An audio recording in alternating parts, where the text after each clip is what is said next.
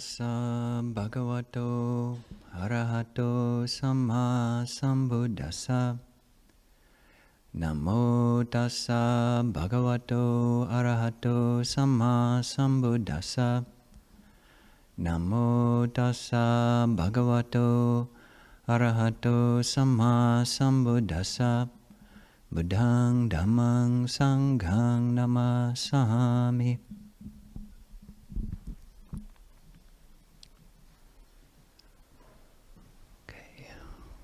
Well, I hope everybody had a good sit. Hope everybody had a good sit, and that exercise of really bringing to mind what your why is for meditation. I hope that was a fruitful exercise.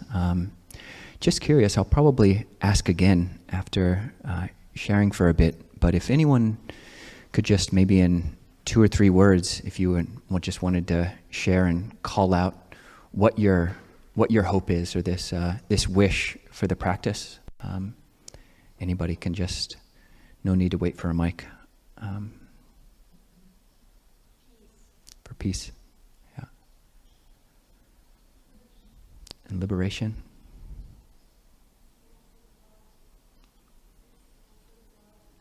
Expansive love, great. Chill vibes, nice. Letting go. To be in the body. Awesome. Clarity. Yeah. Seeing through obscurations. Clear seeing. Wonderful. Appreciation.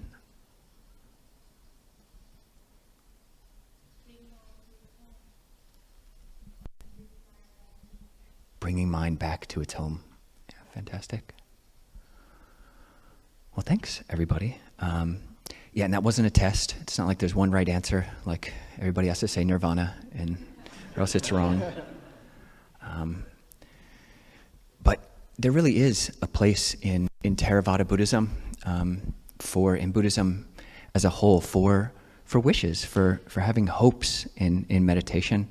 And it's good to be conscious of what those are, or else they might just be subterranean. You have no idea why you're here. Or it's a mix of motives that are maybe coming from all over the place. And it's not the case. The Buddha doesn't promise that all wishes can be fulfilled. Like if your wish during the meditation was, that the heating system might not click so much, then you might, it might be depressing. You might leave before things got started.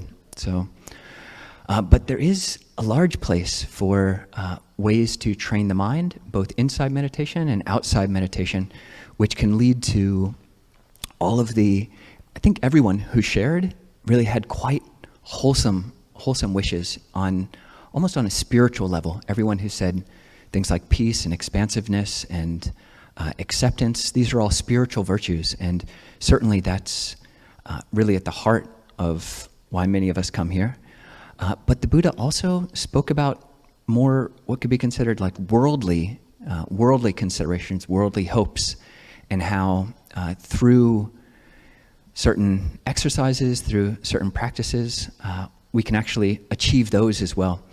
I'm thinking in particular, there's a wonderful sutta, discourse by the Buddha in the Majjhima Nikaya. This is the middle-length discourses of the Buddha, discourse number 6, called the Akankeya Sutta.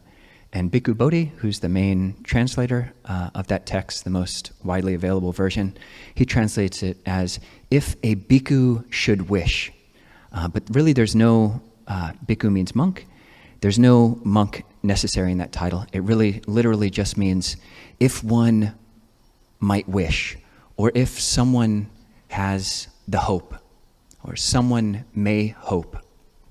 And that's what the whole discourse is about. And he goes through, it's a list of 17 different things which people might hope. And yes, some of them are just quite mundane. People might be familiar with a list of the 8 worldly winds. So this is 4 sets of 2. These are, and you can remember them, the memory technique is the 4 P's. So you've got pleasure and pain, that's 1 P. Then you've got profit and loss, that's a 2nd P. Then you've got praise and blame, 3rd P, and popularity and disrepute. So these 4 sets of 2: pleasure, profit, praise, popularity, and their opposites. And this list of 17 different things people can wish really is inclusive of all of these. So first one, the Buddha starts out, one might wish, may I be dear and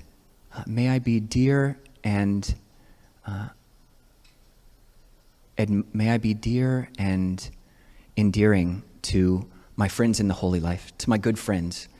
May I be respected and held in high regard by them. And this is a desire for praise and for some level of popularity. And the Buddha allowed it. It's so human. I mean, we want people to like us. And when you come to a monastery, you don't have to just pretend that doesn't exist. Like that you don't want the other monks and the other nuns and all of the, your fellow practitioners, the people sitting next to you. You don't have to pretend like you don't want them to think you're a good meditator or a good person.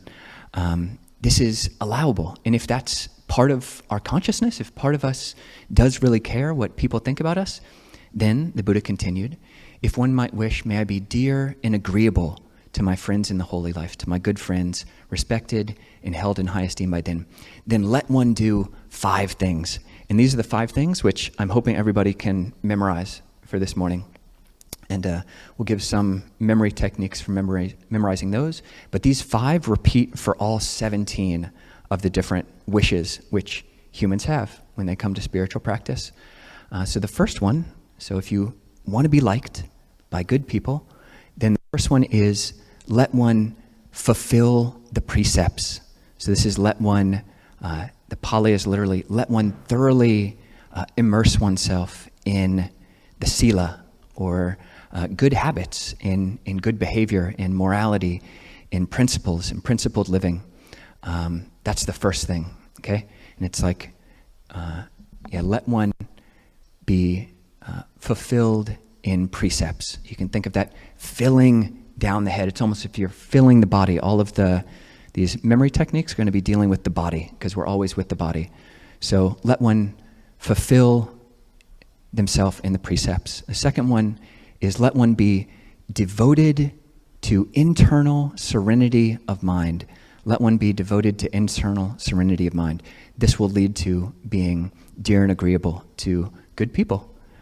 Being devoted to internal serenity of mind. Ajatang, cheto, samatang, anuyuto. So this final Pali word, which is translated as be devoted to, is literally anuyuj, which is the same root as the Pali and Sanskrit word yoga. So in yoga practice, what you're doing is you're yoking your mind, your breath, to these different postures. If it's hatha yoga, you're yoking the mind, the breath, as you do different poses.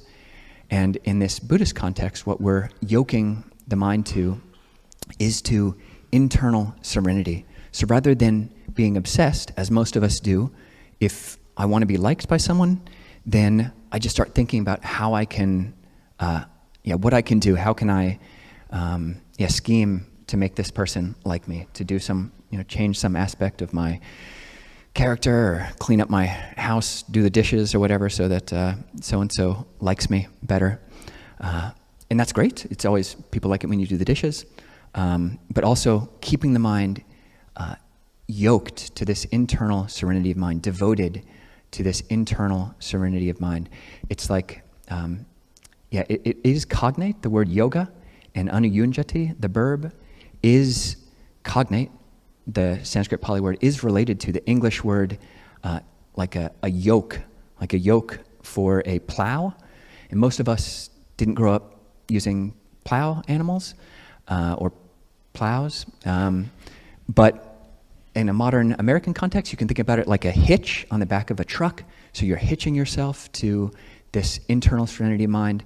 or like, if I saw it's a dog leash that cost $26 that not only, you didn't have to hold it in your hand, you could just strap it around your body, and it had a little extra strap that came out here, so you could just like walk along and not have to hold your dog, which is exciting. Or, sometimes people have these leashes for their children. So these are like modern day versions of the yoke. You're yoking yourself. You're creating this connection and maintaining the connection over time to this thing which you think is important, which is internal serenity, samatha of mind. That's the second thing. We're fulfilling ourselves with the precepts and letting the internal serenity in the head area, really the whole body, but think of it in the head. So this is serenity. And then the next step, which will lead to all of these 17 hopes being fulfilled, is not neglecting meditation. That's Bhikkhu Bodhi's translation. The literal Pali is not neglecting jhana, not neglecting jhana. So this is a Pali word which literally means absorption or immersion. And it really is a deep state, a very deep state of concentration. I think Bhikkhu Bodhi's translation of it is great, because to get to these very deep states of concentration where we're fully absorbed in our object, we have to meditate. Not all meditation is jhana, but all jhana is meditation. So starting off where we are, not neglecting meditation. In certain Buddhist circles, there is an insight to be had at some point that actually the truth of non-self is always true. There's no ego inherent in the same, continuing all the time underneath everything. That insight is always true, and it's going to be true whether I'm meditating or whether I'm not meditating. So some people say there's no need to practice jhana, but in this list, and again and again and again and again, and like a bunch more agains in the suttas, the Buddha really does say, don't neglect meditation. So it's very true that we need to practice mindfulness, coming back to our center, coming back to a space of non-ego obsession, but also doing it on the cushion. There is a place for cushion practice in our lives, in this framework. So respecting that, not neglecting meditation, not letting go of jhana. So this is maybe in the heart space. The fourth of these qualities for fulfilling our hopes and our wishes is maybe more in the core, and this is being possessed of insight. So the word here is vipassana, so being endowed or possessed with insight. And this is something we can do on the cushion and off the cushion, and something which will lead good people to like us. That's great. So here in a theravada context, vipassana is literally clear seeing of the truth of impermanence, that nothing lasts, that there is an aspect of unsatisfactoriness, that nothing is as perfect as it could be. Samsara is an imperfect place, to say the least. And that, this truth of not self. There's no inherent me behind it all. There's no,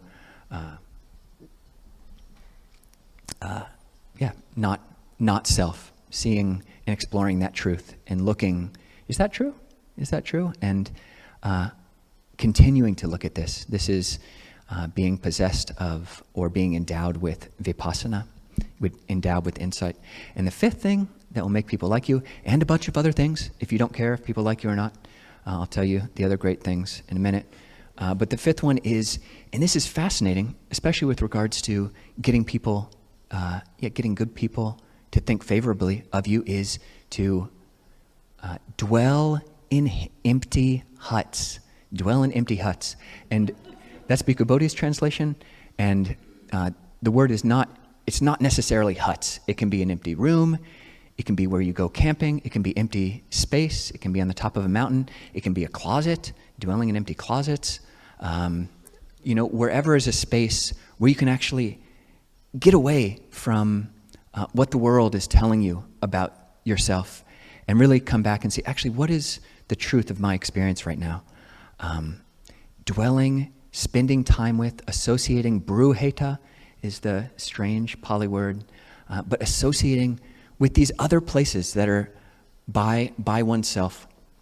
And there's also insight to be had here. This is something which, if we can schedule time in our days, every day, if possible, scheduling in however much time you can to do this, or certainly in your weeks or your month or your year, have that 10-day retreat, have that month-long retreat, have that day of the week, which is your Sabbath, have that period of the day, 5 minutes, 10 minutes. We have a half-hour afternoon sit on Zoom, which we do together. We have a morning sit from 4 to 5 in the morning, which many people here come to. And in a sense, I'm still just in my hut, even though I've got Zoom on and there's like a bunch of squares and rectangles and I see people, but I'm in my hut by myself, actually coming to a place of, it is a still and alone place. And eventually having the insights that every place can be an empty room. There's really no one home. You know, there's a great Tibetan metaphor about if there's no one home and nothing to steal, then you don't have to worry about thieves. And that insight, just seeing that, there's no huge self here that I need to always protect. So those are the 5 things. And that's dwelling in empty huts. That's the bottom one, like the base, sitting on the ground of my hut, sitting on the ground of my empty space. So just as a quick test, and I might test everybody again, but the first one, does anybody remember the first thing which leads to? Precepts, exactly. Being fulfilled in the precepts. And the second one? Yes, being devoted to internal serenity of mind. Internal serenity of mind. And the third? Yes, not neglecting meditation. And the fourth? Yes, being endowed with or possessed of vipassana, practicing insight. And the fifth? That's right. The ground, what we're sitting on, the dwelling in empty huts. And there's a beautiful other discourse where the Buddha, it's called the lesser discourse on emptiness. And the Buddha talks about the perception of emptiness. And he says, you have a forest monastery, and when you're in the forest monastery, even if there are a bunch of other monks around, you can say, this place I'm in, you can nurture this perception. It is empty of all of the sounds and going on and fluster and bluster of the city. This monastery, this forest monastery, it is full with other monks. It's full of whatever I've got going in my mind, but it's empty of the clamor of the city. And so similarly, we're here, we're in the triple gym, that's what we call this place sometimes, and we're with good Kalyanamitta. It's empty of fear to some extent. This is a safe space. And so acknowledging that this space is empty of certain things and cultivating those empty spaces. So these 5 things will lead to, if one wishes, may I be dear and agreeable to my spiritual companions in the holy life, then one should do these 5 things. The next things that the Buddha says one might wish for are in the realm of gains. So he's speaking to monks. So he says, what do monks want? We want robes, and we want like alms food, we want some food in our bowl, and we want like a nice hut, and we want some medicines from time to time. And so the Buddha frames it like that. So a monk might wish, may I gain robes, alms food, a lodging, and medicines. If a monk might wish that, then let them fulfill the precepts, be devoted to internal serenity of mind, not neglect seclusion, be possessed of insight, and dwell in empty huts. And all these requisites will either come, or you'll realize as you're coming more inward that I don't need as much food, clothing, all this stuff as I wanted. And a modicum, I'll get the basics. I already have the basics of these things. So how that transfers to non-monastics. My Pali and Sanskrit teacher at the university, he's a very serious meditator in the Goenka tradition. I was just talking with him on Thursday. We had a Pali class. And he said that in his opinion, when the Buddha talks to monks, he doesn't mean just monks, ever. He's always applying it to lay people. So I was surprised that he would make such an emphatic statement. And there are places which might stretch that expansive perception. But certainly it's oftentimes very much the case. But to what extent might it be true? Yeah, if a layperson, a practitioner might wish, may I have the basics of those material things which I need, then let them do these 5 things. To what extent might that be true? And yeah, maybe the world will provide more than you think. Maybe goodness that you're creating will provide more than you think. Some of the next things that the Buddha brings up that one could wish for, one might wish, may I conquer discontent, and may I not be overcome by discontent. Hopefully everybody can identify with this. When you go on your first meditation retreats, it's so, I won't say depressing, but it sucks. You see, I'm in this great place, and why can't I just be happy? I got food in my belly, and I can just sit here for hours. Isn't that what I wanted? Like I came here, and I just can't, why am I not happy? Why can't I just be content with what is right now? Why can't I just be content right now? And this is, I think it was Pascal. I know one French phrase, and I will not impose it on you because I still can't pronounce it correctly. But if you speak French, come up to me afterwards and help me with my French pronunciation. But the quote is, all of humanity's problems stem from the human inability to sit quietly in a room alone. Isn't that weird? Doesn't that suck? Like, why can't we just do that? I mean, we wouldn't have to go out and, do all these things that we think will make us happy. If we could just, I'm just happy here. I don't even need DirecTV. I don't even need internet service. My computer's broke. So what? But we can't do that yet. So we come and train in this ability. So may I conquer discontent. And to do that, fulfill the precepts, be devoted to internal serenity of mind, not neglect meditation, be possessed of insight, and dwell in empty huts. The next things address more spiritual goals. So the Buddha said, if someone might wish, may I easily attain the 4 jhanas, easily attain these 4 immersions. So this is a very clear and explicit goal of a spiritual practice, a Buddhist monastic life. May I quickly attain these jhanas, then one should do these 5 things. If one has the wish, may I quickly attain the 4 immaterial jhanas, one should do these things. One might wish, may I attain stream entry. So for people who don't know, this is somewhat Buddhist jargon, but the Buddha spoke about 4 different levels of awakening. It really does kind of sound like a video game, but the Buddha, it is framed in this way that through a training of the heart, there does come a time when you beat that level. The level of what? The level of doubt, the level of attachment to rites and rituals, the level of attachment to a view of personality. That's when you attain stream entry, you've beaten that level. You're done. The Buddha says that you only got 7 more lives. That also fits in with the video game analogy. But great. But it's not like after those 7 lives, then you're done. But within those 7 lives, you will complete the video game. You will achieve arhatship. Pure, you've totally gotten rid of greed, anger, and delusion. So the other stages of enlightenment, 4 of them. If you want to be a non-returner, that's the second phase, then do these 5 things. If you want to be a once-returner, do these 5 things.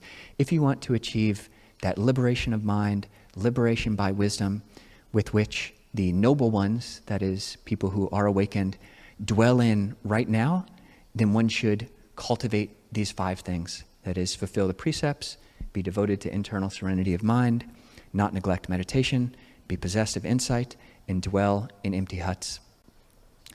So it's very practical. It's very, very practical. And some people come to Buddhism, maybe especially in America, and say, actually, I don't want anything practical.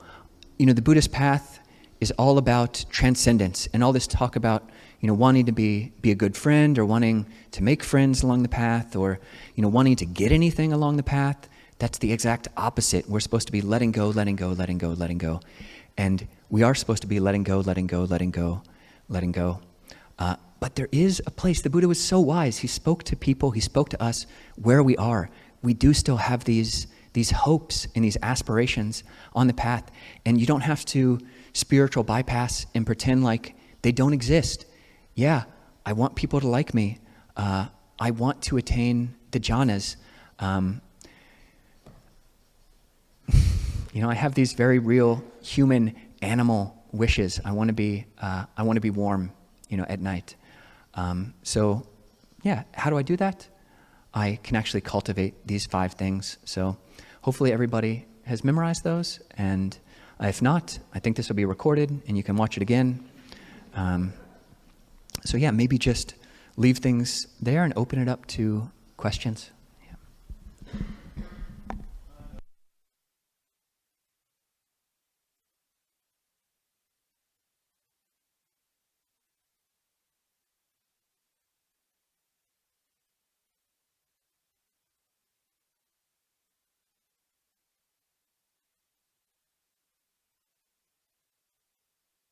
Do we have another mic today? We do. Okay, great. All right. So if anyone has a question here, okay, and actually we have a question on, or a comment on YouTube, perhaps? Is that Joseph? Or, yeah. Okay. Where can I buy the chanting book? Do you know? Yeah. There is a link in the... You can print on demand by Gary. Oh, print on demand. Okay, great. There's no... Yeah, you can't request a copy. Yeah, there's certainly PDFs available for free. There's a link to that in the notes on YouTube. But people can also... Yeah, you can't really... You could either request one if you sent a request to a Abhayagiri, or if you just go... Really? Okay. Or you can go to the Abhayagiri website, and they've actually got a print-on-demand section. It's probably better than actually requesting a copy. So, great. Thank you. Yeah, actually, let's go Alejandro.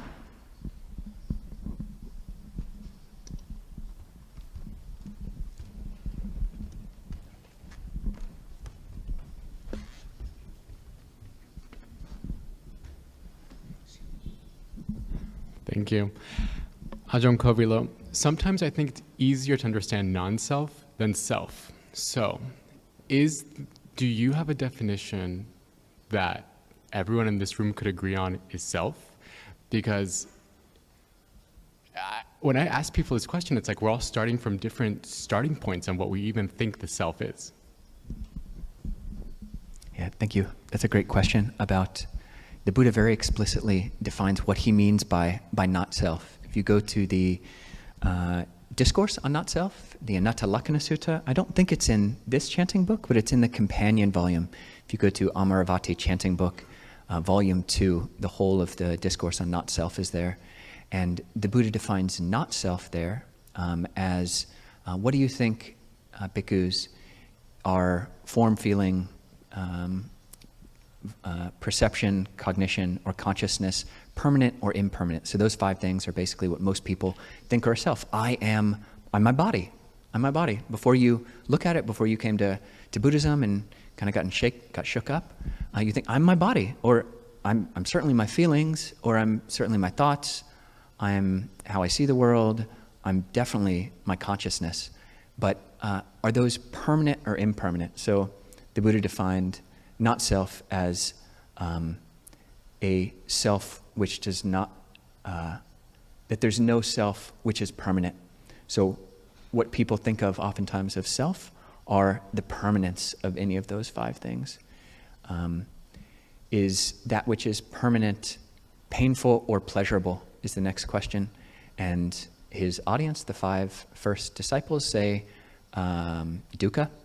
Yeah, it's in suffering. It's not. It's unsatisfactory. These 5 things. Why? Because they change. So most people think that these 5 things are unchanging and that they're pleasant. There's something inherently pleasant in some of them, perhaps, before you look deeply or before you get old and sick and etc.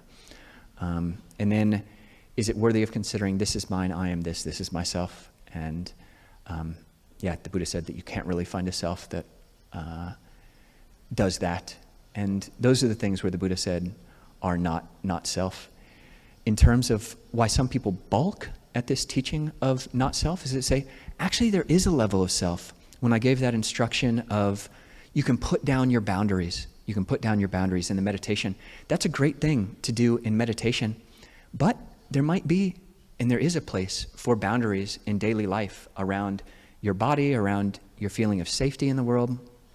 And there is some level of self there. Like, people know me when I come in the room. They don't say nisabo, they say kovilo. There is a continuity of these perceptions, but they just don't live up to all their... Did that really address what you were speaking to? No, it helps. Thank you. Yeah. Actually, people refer to me as Kovilo or him as me quite often. We switched places on Alms Round for a few weeks without anyone really... I think they picked up on it after a while. I think Ajahn Kovilo's answer really hits to the whole core of it. The first 3 suttas the Buddha taught, the turning of the wheel of Dhamma, dealing with the 4 Noble Truths and the Noble Eightfold Path, the Anatta Lakkhana Sutta, not self, dealing with the impermanence of the 5 aggregates, and then the Adita Pariyaya Sutta, the fire sermon on the sense bases. Those are called the 3 cardinal suttas because they were so core.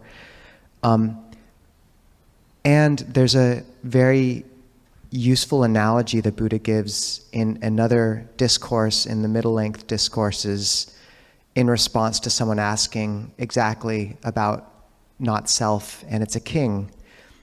And he says, King, do you consider the realm next to yours? Could you give orders in that realm and they would be followed? And the king says, no. And he says, so it's not yours. And this ethic of control, what we have control over being a self, makes a lot of sense. I find that's a very intuitive analogy and helpful. And I think it's also useful to the Anatta Lakkhana Sutta, which Ajahn Kovilo is referencing. At the end of each contemplation of each aggregate, the Buddha says, therefore this is not me, not mine, not myself. Netang mama neso asmi no me aso atati. I just said that terrible Pali, but thank you. But those 3 ways we create self of netang mama, this is, or etang mama, this is mine, and that's craving based, and that's, I've heard it called the owning self. And then eso asmi, this how do I put that? This is me. And that's the being self. That's like the sense of being. And then eso me atati, this is myself. And that's the narrative self, the story we draw, the sort of one based on view. So I find those are really interesting ways of looking at how we create the sense of self too. Yeah. Yeah, Kirk, please. Joseph.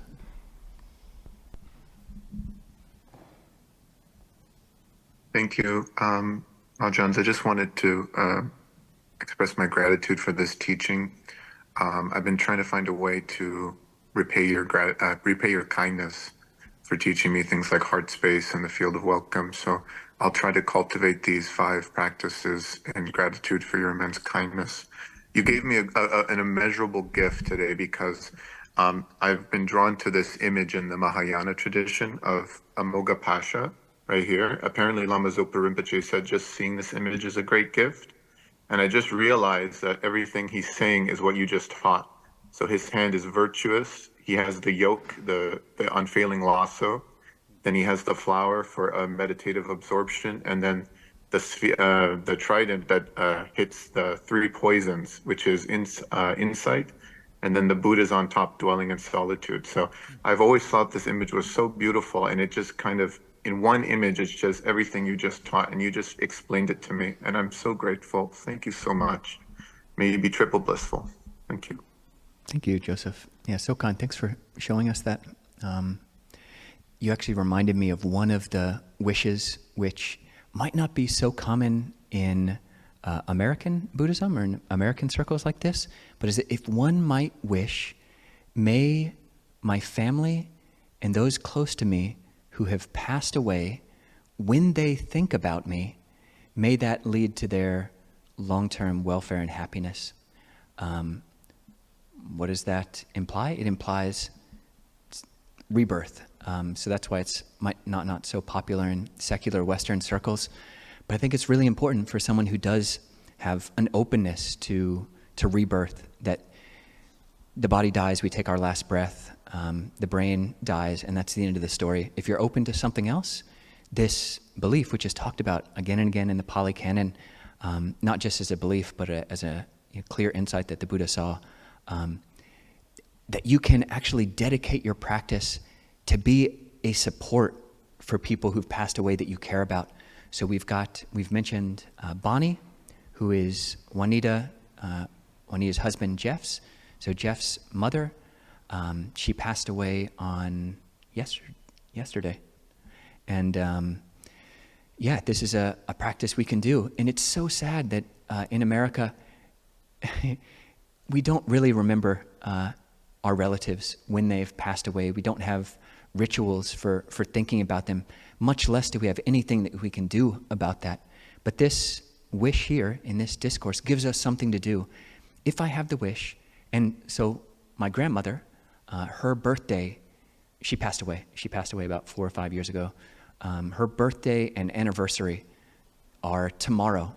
So if you have a milestone of one of your family members, significant days, and they've passed away, if this thought comes up, may my relative, when they think about me, when they've passed, when they think about me, may it bring them gladness, may it lead to their happiness and well-being. And I thought about this. Tomorrow we're going to Fauntleroy Church. It's a church in West Seattle that we will be doing our end-of-the-year vigil at. And we'll be there, and it's great because my grandma was Christian, and I'm thinking, I had this thought that, it'll be awesome. Say my grandma, she looks down, where is young Kovilo? Where is Kovilo these days? And she looks down, and I'm in a church, and she'll be psyched. So I thought that was a good way to spend commemoration in remembrance of her. And we did also suggest that Juanita and Jeff just light a candle and dedicating your practice, dedicating these different wholesome things that you can do to your relatives. I'm really glad Ajahn Kovilo brought up that one line, because it's significant in that when we have people in our lives, like our parents who don't, or a partner or a friend who we care about who doesn't understand our practice, our faith, and maybe even draws away from us because of it, or we find ourselves falling away from them because of personality or view or religion. I feel like this is the Buddha indicating that there's a moment after death with clarity where even those we're closest to who we haven't been able to communicate with in this life around what's deepest in our hearts can feel and be brightened by that, and that transmission of goodness occurs outside of what we understand too. So I think it's worth taking heart in that too. And we will have Ajahn Kovilo in a church tomorrow. So. Does anyone else here have a question? Yep, Cheryl. There's a couple of things here. One is I'm just struck over and over again, especially lately, maybe in the last few months, how sila is the foundation of just about all the teachings, and here it's the first thing in the list. Just how important sila is, and following the 5 precepts. That creates the trust, and it creates the safety. The other one is I've been lately offering merit to my brother, who's a year younger than me, and just, a very, very unhappy, unstable person, and this is another way. It's a wish for him rather than offering merit. I'm going to read this sutta, but yeah, it just feels like there's another way to offer something to somebody I love very dearly. So thank you for this teaching. Sadhu, that's fantastic. Thank you, Cheryl. Yeah, please. Kirk, Prakriti. Okay. Excuse me. Yeah, what was your name? I don't think I've met you before. Pragati. Yeah. Thank you for your wonderful Dhamma talk, Ajahn Kovilo. It's really nice to meet you. And I had a question about the second of the 5 things you talked about. I just wanted some guidance on how we can work on cultivating the internal serenity. Thank you. I mean, one real clear shift of awareness, which I think helps me with that, is so much of our daily life is outwards. I'm constantly scanning, who's looking, just subconsciously looking for danger or looking for some kind of support or something, just constantly scanning outwards. So this coming back inwards. And one thing that helps me with that, because largely it is, it's not like the mind escapes through the pupil or something to run after what I'm wanting from someone, but actively bring the mind, see if you can feel the back of your head. So it's almost like a boomerang effect, or I'm so used to going out, and then just actually, what does the back of my head feel like right now? It's almost like you're anchoring yourself back, or your whole back, the feeling of the whole back. And that's a way to get internal. It seems like you're just feeling one part of your body, but it's like if a wire or something is so used to being bent this way, you kind of needed to bring it back further to actually have it be balanced. So that's kind of a skillful means to come back into the body. Is what does my back feel like? The back of my head, the back of my body. And so that's in daily life. You can also do that in meditation, but I think Ajahn Nisabo and I both will speak a lot about mindfulness of the body. So that's being embodied is what that's speaking to. Ajahn, was that clear at all? Yeah, I think that makes sense. It's more like mindfulness, but not only while meditating, but while we're going about our daily lives, being aware of the body and the sensations in the body and bringing attention back to the sensations. Is that right? Yep, that is. And being devoted to that process, and inclining towards calm, samatha, tranquility of that process. So if you're moving about, if it is daily life practice, you can actually, what if I was to walk a little bit more mindfully or walk a little bit more quietly? That can be another skillful means. Yeah. We usually would have more time for questions. We have something we do need to do, but I think we have room for one more actually, if you had one. Thank you for the teaching. I'd like your guidance on the internal serenity versus adhita, like endurance. Though both of them are Buddhist concepts, I think. I wonder how to, because sometimes I confuse myself with the internal serenity versus just being lazy. For instance, we set a certain goal and we didn't reach it. We can just tell ourselves, why can't we just be happy with whatever it is? And on the other side, we are also encouraged to have this endurance or adhita. I'm confused of how to find the balance. And just the fact that you're aware of that, it's so easy to fall into exactly what you're saying, to just, oh, this feels comfortable. And oftentimes meditation instructions are given in such a kind of cursory or very, with minimal guidance. So just relax, just relax. Whereas that guidance can just easily turn into, you're just vegging out, you're just like leaning back on the sofa and kind of falling asleep. The Buddha samatha is one of the enlightenment factors. So this tranquility is, or passaddhi, synonym, is one of the enlightenment factors. And the Buddha said that you have to balance these different qualities.